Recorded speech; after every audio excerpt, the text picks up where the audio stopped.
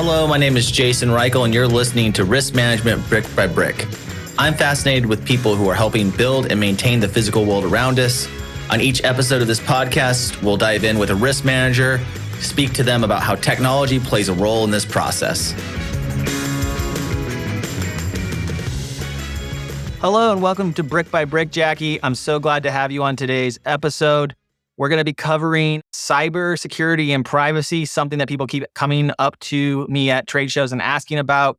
It seems to be another thing that's put on to the backs of risk manager. But before we begin there, Jacquie, why don't you give me a quick rundown of your career and how you ended up in the seat that you're in now?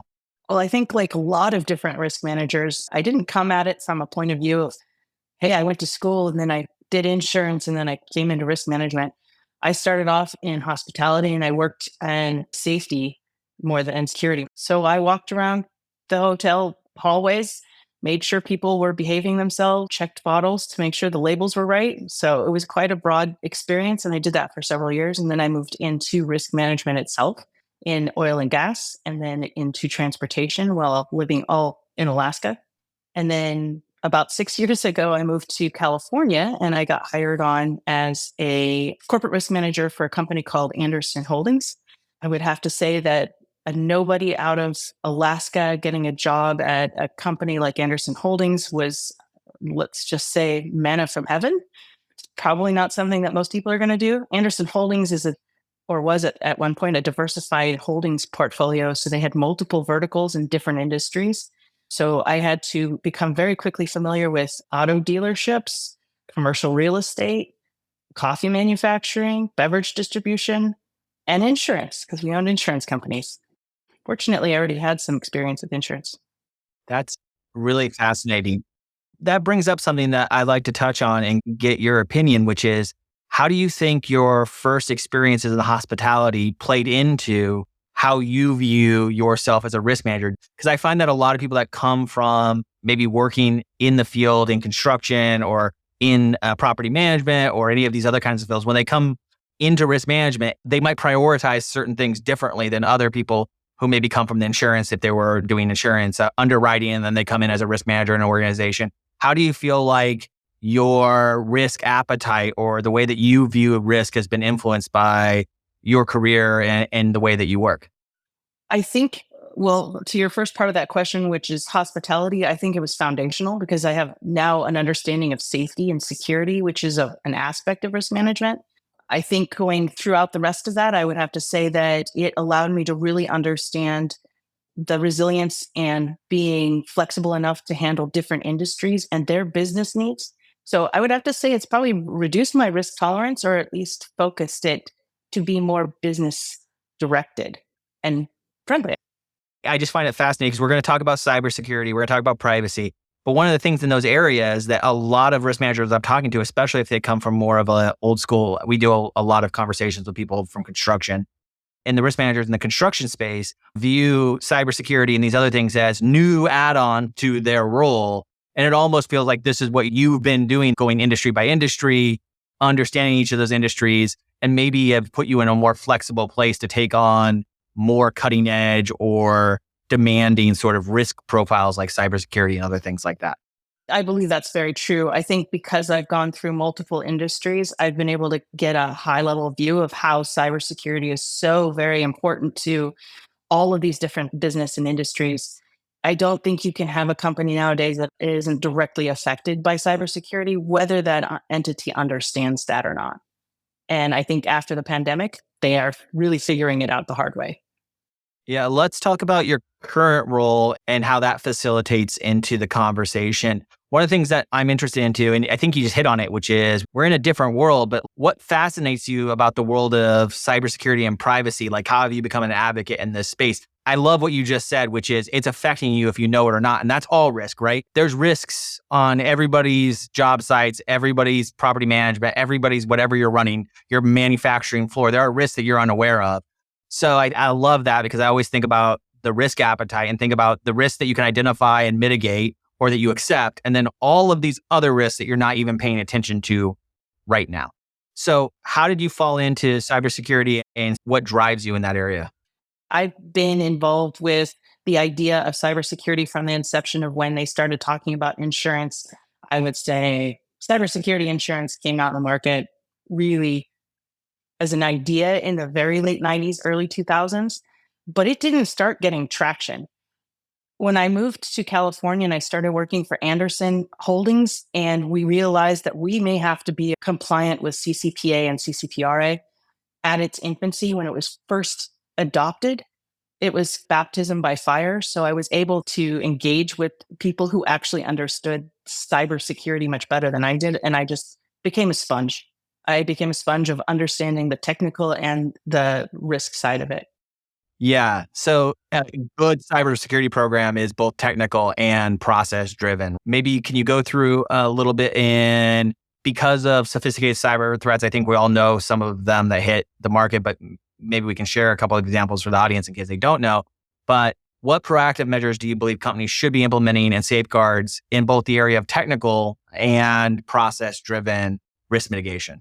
First off, you really need a cyber risk assessment, which is different than an enterprise risk assessment or maybe even a project specific risk assessment. It is really focused on cybersecurity, which is completely different. That's going to give us better understanding of where the gaps are in the technical part, but also in the policy side or the process side of it, as well as legally, because it's going to look at how did you negotiate your SaaS contracts and the gaps in your risk.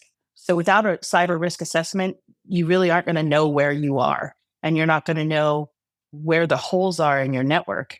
First of all, technically, there's a lot of different aspects.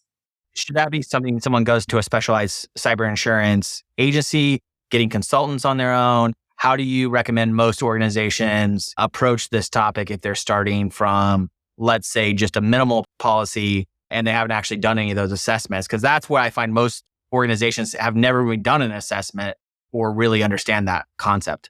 Yeah, I really understand that there is a different type of assessment. I would say that probably brokers would be the first place I would go. I would go to my insurance broker, depending on the size of the company, and say, hey, look, I need some references to good people who could do this. Sometimes the insurance carriers can provide that. I found working with companies like Miller Kaplan and other attorneys that I know that really helped me understand that and walked me through that process so that I could see it from big picture. But I would say for people who don't know, I would talk to your broker before I talk to the carrier.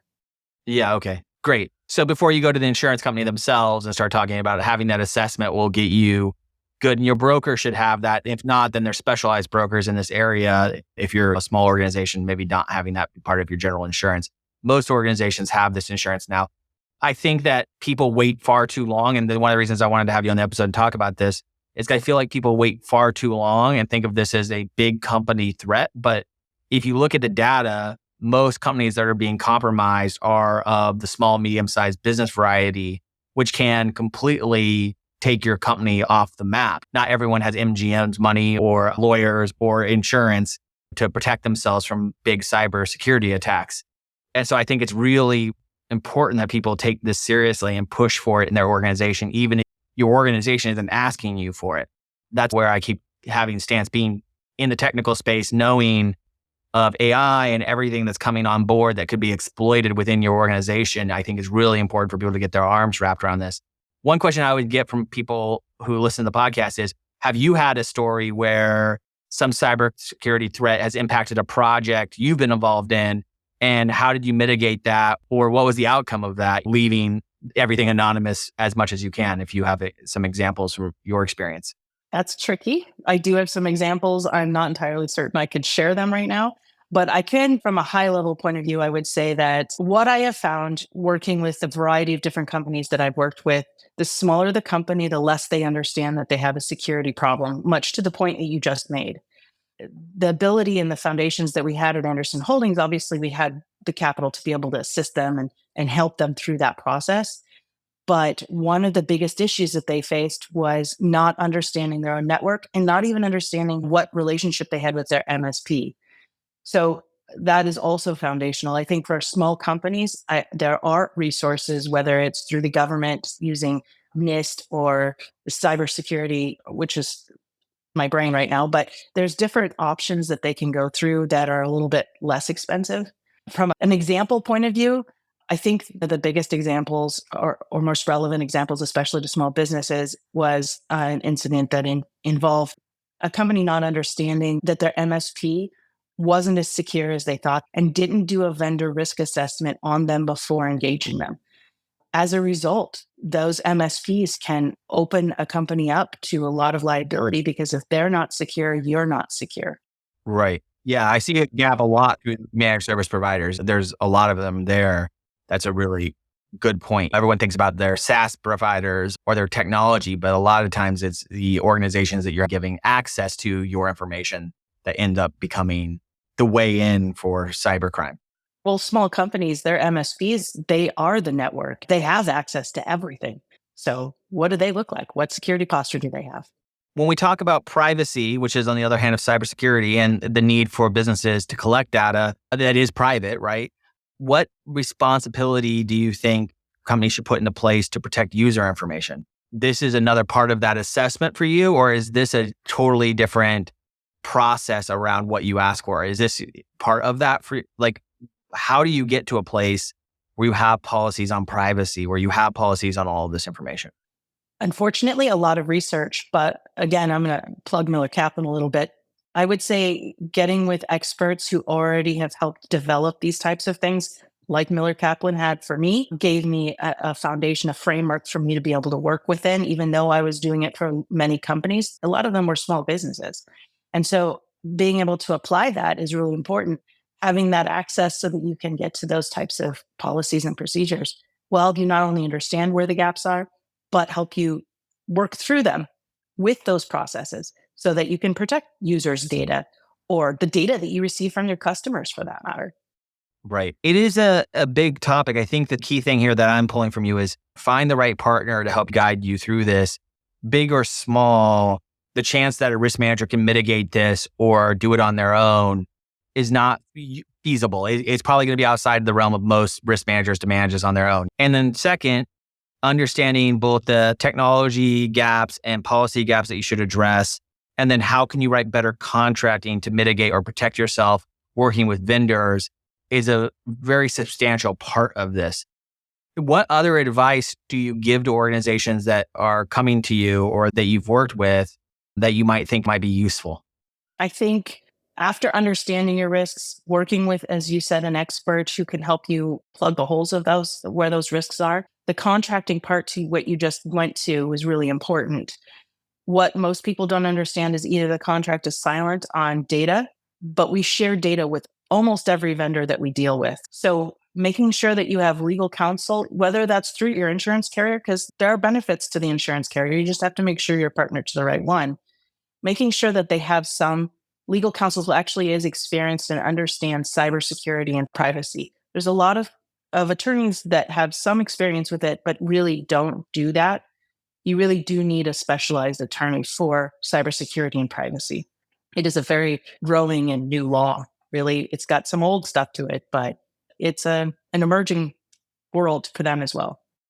And unfortunately, we're seeing that traditional lawyers, traditional insurance companies, they're not keeping up with the speed that cyber crimes are moving at, right? So it really takes a firm that's built around innovation. I think that's also a key thing. I've talked to maybe 10 different organizations now about cybersecurity, about who to partner with in this. And I think what you're looking for is an organization that can be as agile as the criminals themselves, because it really is cutting edge and changing and adapting every single day. Yeah. And to your point, the traditional insurance, I actually have had really good experience with some larger insurance companies that offer cybersecurity. They've got some good connections with those companies, and those companies can help provide that big company understanding and expertise to the smaller companies. So being able to do that, I think, is really important as well. And the last question I have about this, so we talked about finding the right partners, but now you have all this information. How do you get your CIO, your CEO, all of these people to actually implement the policy changes necessary? Do you put this right alongside all of your other risks, or do you carve out special time to talk about cyber security and these kind of maybe more prone to change policies or more prone to adapt policies? I don't know. what's the cadence that you use to communicate this stuff internally? How do you suggest people really get people to understand the value of this? So I think there's two different groups. It's not just the C-suite that needs to understand the value of it. You can show the value by comparing and contrasting the expense of what a breach would cost. And that's usually fairly motivating for most C-suites. I think you also have to be able to get people who are on the front lines, who are in front of the computer, who can accidentally click on that link that they thought was legitimate.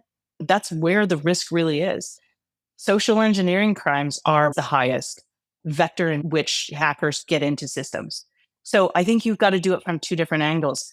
To your point about the risk ledger, those are two separate, honestly, in many ways, you should have two separate ledgers in that. And not to say that you should always have two separate ledgers in anything like accounting, but you really need to be able to highlight and understand those risks from cybersecurity as opposed to other risks. All of them are really important, but cybersecurity can end a business just as well as a nuclear verdict in an auto accident.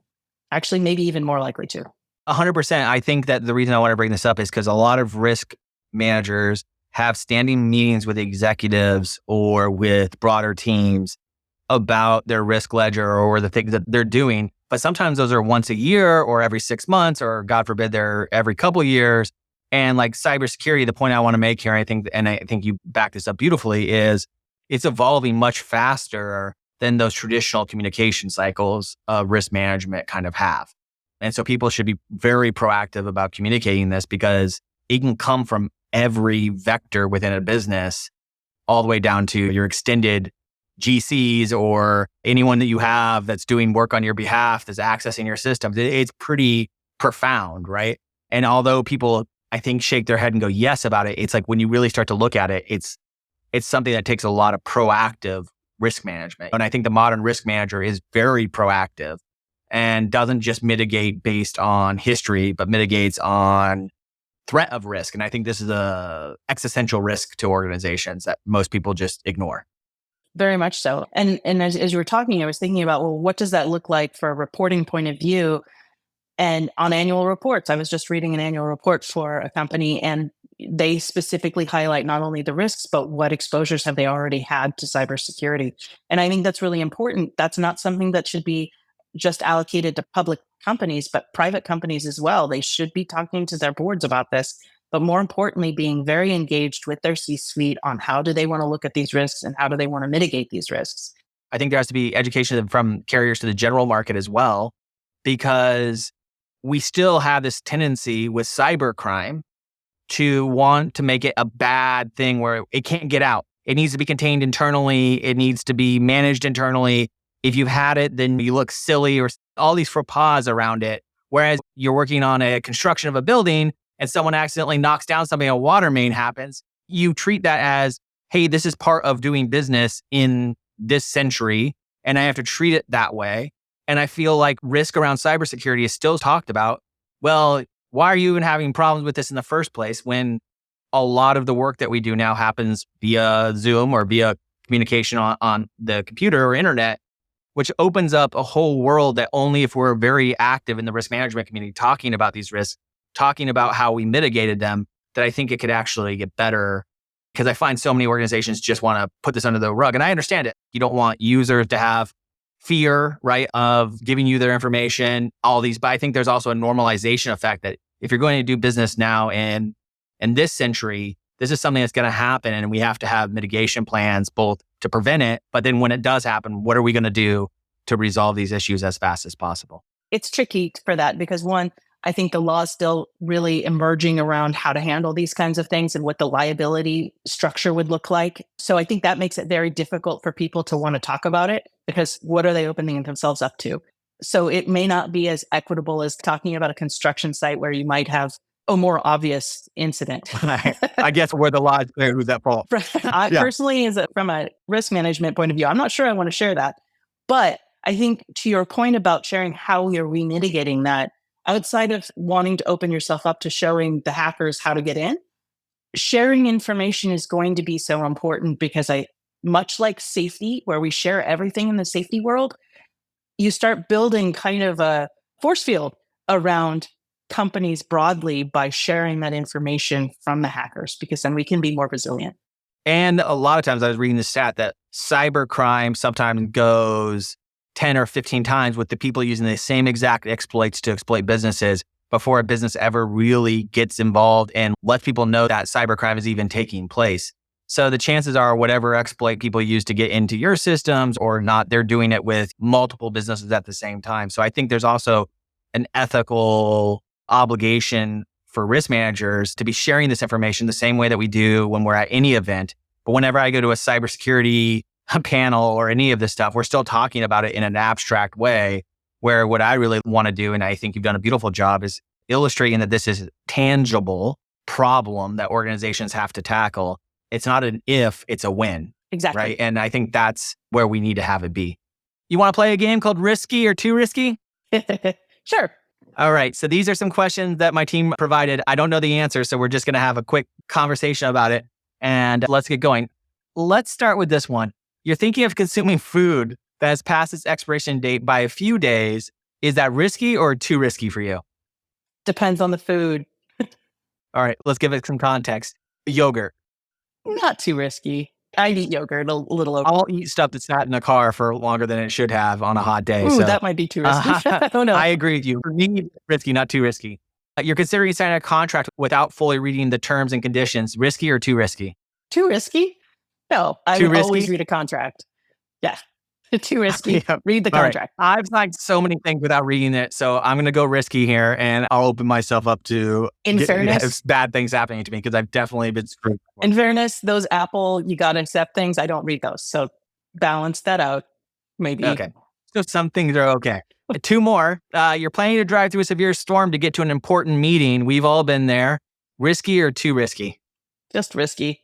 I feel like when you live in California, your idea of what a big storm is not the same thing as if you live in Florida or someplace. I lived in Alaska for many years. So what a Californian would think is too risky, I'd be, do I have four-wheel drive or not? Can I do it? Fine. So just risky, maybe.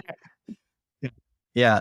There is benefit to driving in the rain or a big storm. Other people are out on the road, but I'm going to say too risky on this one. Last one, which I've done many times. You're considering investing a large sum of money in a new startup. Is that risky or too risky? Depends on the due diligence. There you go. Due diligence. That's like the non-answer for this, but I'm going to allow it because I think it's good advice. Do your due diligence. I think that's the theme of this entire episode. Do some due diligence. Due diligence. And bring people in. Thank you so much for joining me. I had a great time talking to you. I think we need to have practical conversations about cybersecurity. We need to understand that it's about building a network and not just taking all of this on yourself. And I think that you illustrated that perfectly and gave some recommendations. Last thing I'll ask you, piece of advice for someone coming into the industry as risk management in general, it needs to grow. People are hitting retirement age. What piece of advice or that you might give to someone coming into the industry about risk management as a career field? I would say two things and they're connected. First of all, the books are great. They're going to give you an idea of what risk management is and how to deal with certain things, but you're not going to know it until you're on the streets learning, understand the industry that you're working in initially, get broad experience and talk to as many people who have worked in that company for a long time so you understand how they see and perceive it. And then build relationships. Those are the tenets of risk management. Build relationships. Don't trust everything in a book. Get real life experience. And that's what's going to make you a better and a great risk manager. Thank you so much, Jacquie. I appreciate you for joining me today. And I look forward to seeing you soon. You too. Thank you very much. Thank you. Bye. Bye. Risk Management Brick by Brick is brought to you by TrustLayer. Find out how TrustLayer manages risk so that the people can build the physical world around us. Head over to trustlayer.io. And then make sure to subscribe to Risk Management Brick by Brick on Apple Podcasts, Spotify, or wherever you get your podcasts. On behalf of the TrustLayer team, thank you for listening.